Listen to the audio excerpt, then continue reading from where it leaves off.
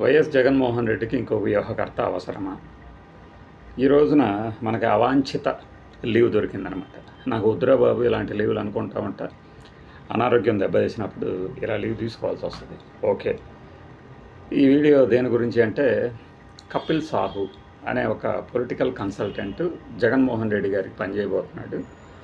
Hero విజయ్ని ముఖ్యమంత్రి విజయ్గా మార్చిన అంశంలో అతని పాత్ర చాలా ఉంది అని చెప్తూ కొంతమంది ప్రచారాలు సాగిస్తున్నారు. అయితే జగన్మోహన్ రెడ్డి తొందరలోనే అప్పట్లో మీకు పీకేని ఎట్లయితే పరిచయం చేశాడో తన టీంకి, అలానే బయట జనాలకు కూడా ఇతని కపిల్ సాహుని కూడా పరిచయం చేస్తాడని వాళ్ళ టాక్. కానీ ఇప్పుడు నాకు తెలిసి జగన్మోహన్ రెడ్డికి వేరే వాళ్ళు వ్యూహాలు ఇవ్వాల్సిన అవసరమే లేదు. అది కాకుండా మళ్ళీ ప్రత్యేకంగా పొలిటికల్ విమర్శలను కొని తెచ్చుకునేలాగా ఇదిగో ఈయన మనకు పనిచేస్తాడు అని చెప్పడము, ఆ తర్వాత ప్రత్యర్థి పార్టీల నుంచి ఇక ఎవరిని పెట్టుకున్నా నీ ఓటమి ఖాయం, నువ్వు మమ్మల్ని గెలవలేవు, ఇలాంటి కామెంట్లు కూడా వస్తాయి. అవన్నీ పక్కన పెట్టినప్పుడు కపిల్ సాహు ఎవరు అంటే మీకు లింక్డ్ఇన్లో ఉంటుంది ఆయన ఎవరు ఏంటి అనేది. అయితే అతను విజయ్కి పని చేశాడని తెలిసిందో లేదో వెంటనే కొంతమంది చాలా తెలివైన దాడి కూడా చేస్తున్నారు. విజయ్ గెలిచే ముందు ఈయన జాయిన్ అయ్యాడు, అతను గొప్పేం లేదు, మిగతా కన్సల్టెంట్ లాగానే ఇతను అని ఒక వ్యక్తి కామెంట్ చేశాడు. మన ఈ కపిల్ సాహు ఏమేమి చేశాడు అని చూసినప్పుడు మనకి ఈయన ఐప్యాక్లో 2019 వరకు చేశాడు. 2019 వరకు అంటే పొలిటికల్ కన్సల్టెంట్ అందరికీ ఒక పేరెంటల్ కంపెనీ లాగా ఐప్యాక్ పనిచేస్తుంది. ఐప్యాక్లో 2019 వరకు. ఆ తర్వాత విడిపోయి ఈయనే సొంతంగా కపిల్ సాహు సొంతంగా ఒక సంస్థ పెట్టుకున్నాడు. అదే విజయ్కి పనిచేసింది. ఈయన విద్యార్హతలు ఇవన్నీ చూస్తే భోపాల్లోని నేషనల్ లా ఇన్స్టిట్యూట్లో లా చేశాడు. కంపెనీ సెక్రటరీ కూడా ఉంది ఈయనకి, అంటే చార్టర్డ్ అకౌంట్సింగ్, 2 వేరు అనుకోండి. ఇతని సంస్థ పేరు political campaign and policy management. ఈ పేరుతో ఒక సంస్థ ఉన్నది అనే విషయం ఒక 2 నెలల దాకా ఎవరికి తెలియదు. యాక్చువల్గా విజయ్ గెలిచినప్పుడు ఆయన పేరు కొంతమందికి మాత్రమే తెలుసు. ఇప్పుడు మరి ఆ విజయ్ని విజయ తీరానికి చేర్చినటువంటి కపిల్ సాహు, లేదంటే కపిల్ సాహు వల్ల కాకపోయినా ఆ టీంలో అతను ఉన్నాడు కాబట్టి అతను జగన్మోహన్ రెడ్డికి పనిచేస్తాడా? పెద్ద విషయం కాదు, పనిచేస్తాడు. ఎందుకంటే దేశంలో పొలిటికల్ కన్సల్టెంట్ ఎవరినైనా సరే నియమించుకునే కేపబిలిటీ జగన్మోహన్ రెడ్డికి ఉంది. వీళ్ళు మరి ఇంతకుముందు ఏం చేశారు? హిస్టరీ చూస్తే కపిల్ సాహు మన ఒక సెకండ్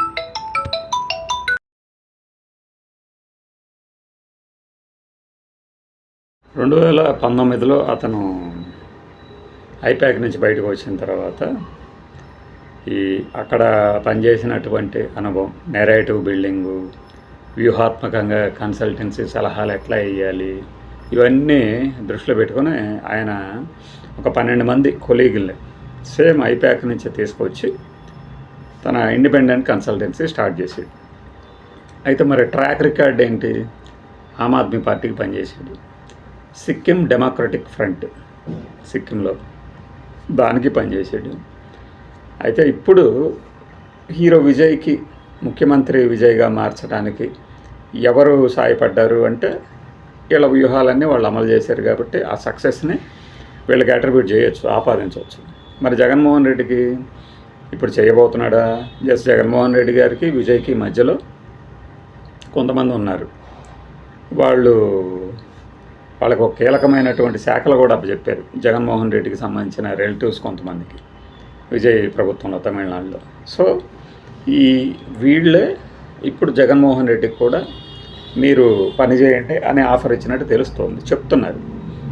అయితే కపిల్ సాహు సక్సెస్ అయ్యాడు అని గట్టిగా కొంతమంది నమ్ముతుంటే, కొంతమంది మాత్రం ఇప్పుడే అంటే ఎక్కడ జగన్మోహన్ రెడ్డికి పనిచేస్తున్నాడు అని టాక్ వచ్చింది వెంటనే అతని మీద కూడా బురద చల్లడం ప్రారంభించారు. లేకపోతే ఒక కన్సల్టెంట్ గురించి ఇంత ప్రచారం ఎందుకు?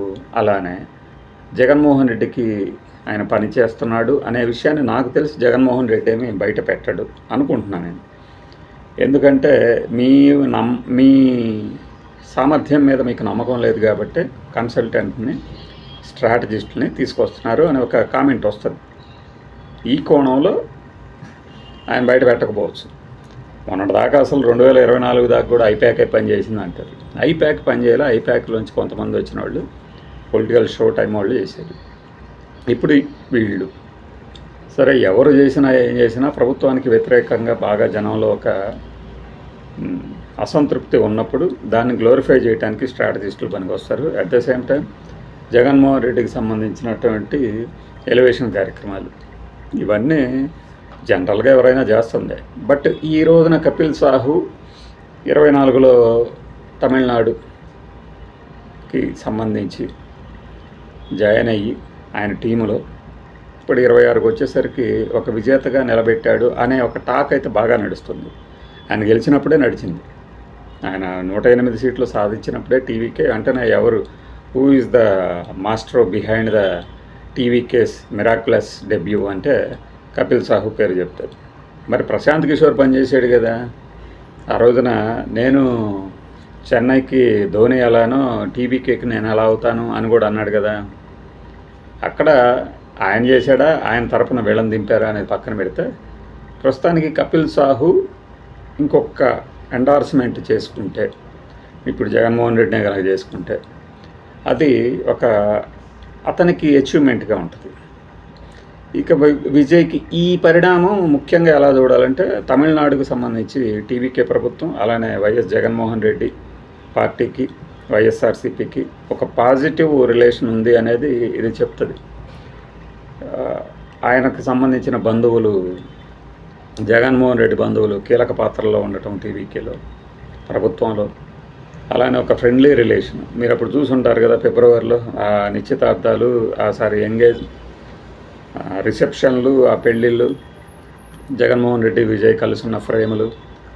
సో ఆ కోణంలో కానీ మీరు ఇంకా బాగా గమనిస్తే మనం అప్పుడు చాలా వీడియోలో చెప్పింది, ఇక్కడ ఏపీలో చేసేసాం ఇక తమిళనాడు సంగతి చూస్తామని ఒక పోస్ట్ వేశారు కదా. మధ్యలో ప్రశాంత్ కిషోర్, అటు ఇటు విజయ్, మన జగన్ లాగా. ఇప్పుడు మళ్ళీ అక్కడ గెలిచిన వాళ్ళు ఇక్కడ పని చేస్తున్నారు, పని చేయబోతున్నారని ప్రచారం జరుగుతుంది. అది కొద్దిగా విచిత్రమైన విషయం అన్నమాట. అది నేను చెప్పదలసింది ఏంటంటే కపిల్ సాహు పని చేసినా చేయకపోయినా పొలిటికల్గా స్ట్రాటజీ అవసరం అనేది ఎక్కువ మంది గుర్తిస్తున్నారు. ఇప్పుడు పొలిటికల్ స్ట్రాటజిస్టుల సీజన్ నడుస్తున్నట్టుంది.